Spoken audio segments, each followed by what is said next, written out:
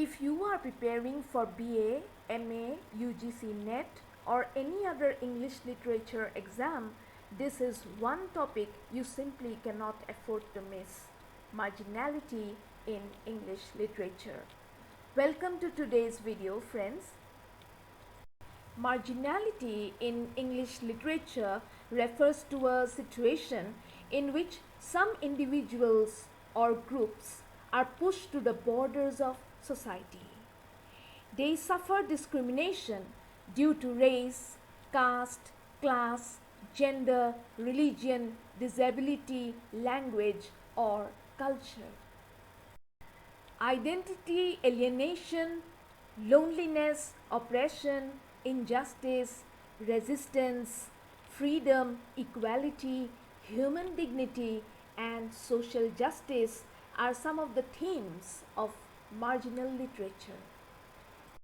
Marginalized characters in literature are often not given equal rights and respect. They are also not given equal opportunities and representation. Such characters and communities are often depicted as struggling against discrimination, poverty, exclusion, and injustice. Now, let us examine some of the characteristics of marginality. It involves social exclusion, discrimination and prejudice, poverty and inequality, lack of power and opportunities, identity crisis, search for dignity and justice, resistance against oppression, survival despite hardships, cultural alienation, and emotional suffering.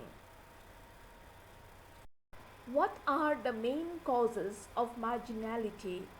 Poverty, racism, caste discrimination, gender inequality, colonialism, religious discrimination, disability, migration and exile, language barriers, economic inequality. These are some of the main causes of marginality. What are the different types of marginality that writers express in their literary work? One is social marginality, then we have economic marginality, gender marginality, racial marginality, colonial and cultural marginality. In social marginality, people are excluded because of caste, class, religion, or ethnicity. And one example of this kind of literature is Untouchable by Mulkraj Anand. Then economic marginality. In this situation, people suffer because they are poor or unemployed. An example of this kind of work is Oliver Twist, written by Charles Dickens. Then gender marginality involves women and other marginalized genders who face discrimination. One example is Jane Eyre by Charlotte Bronte. Then in racial marginality, people are marginalized because of race or skin color. Example is Beloved by Toni Morrison.